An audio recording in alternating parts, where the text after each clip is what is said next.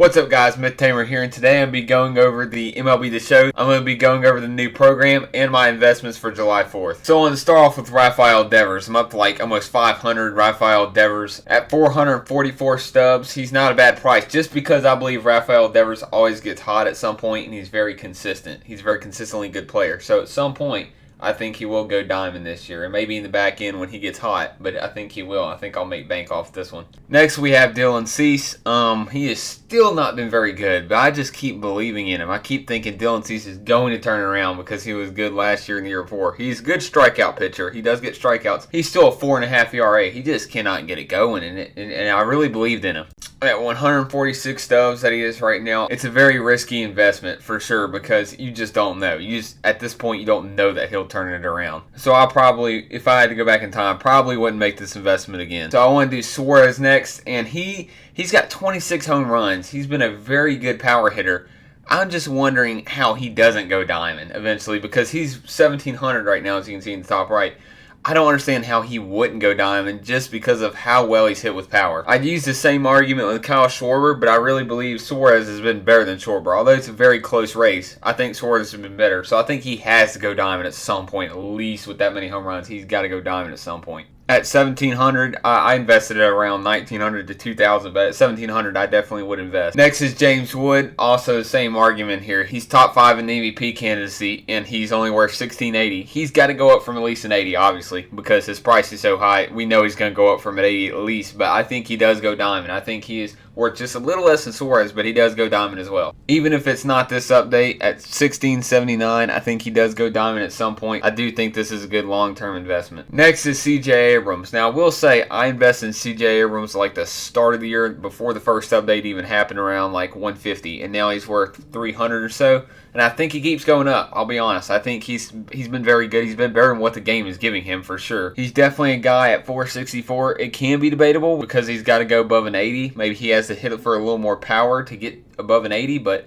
I think he does do it. I like 464 just because he is going to go above an 80, at least. And I think he does go above an 81. I think he goes to the mid-80s and you make around 400 stubs right now. I think 400 to 500 stubs on this guy if you invest. Spencer Strider is also another one of those that I think is given less credit than he should be given credit for. I think eventually Spencer Strider goes diamond. I think he's consistently a very good pitcher every year. So it is kind of a Dylan Cease flaw, but also at the same time, he's a whole lot better than Dylan Cease and a whole lot more consistent. At 677, he's been pitching pretty well lately. He's been pitching really well, and I think 677 isn't terrible. It's definitely a gamble still. It's definitely a gamble, but it's not a terrible gamble because if he stays consistent, he will go diamond. Next is Isaac Paredes, and he is also very good. I invested in him very early as well, around 150 or so. Same with C.J. Abrams.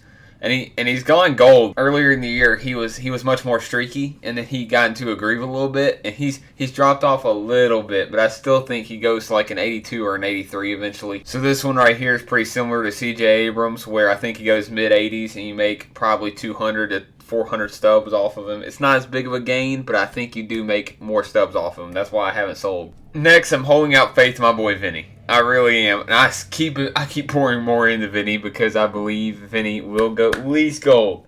At least gold. The whole year he's been 78 overall. He's been 78 consistently, but then he got a little hot. So then I'm thinking, okay, he's going to go to an 80. He's batting like 267 with what? How many home runs? 12? That's not terrible. 267 isn't terrible. So he may be sticking 78, but eventually I think he gets hot and goes gold because at the beginning of the year he was below 200. On a real note, on 140, I still would invest in Vinny. I'd still like Vinny at 140. I still think he goes gold. Gleyber Torres, another one I invested really low. He ended up coming true for me. He ended up coming through, and I think he keeps going. I think he's an all-star, and I think he keeps going up to at least a mid-gold. I don't think he goes diamond, though. And the only reason I say that is he's very good. I think he's undercredited as well, and I think he won't ever get the credit just because he doesn't have as much power. I think they'll never give him the power, and that means he'll never go diamond. I think 440 is still good because he will go at least mid-goal, and you're still making 400 to 200 stubs here. Next one I want to talk about is Reese Olson because I think he goes gold as well. He's a 79 right now. He's got 2-something ERA. Bought 110 of him when he was still very low and probably around 100, and I think it's going to end up paying off for me because I think he does go gold. At 185, this is not a bad investment.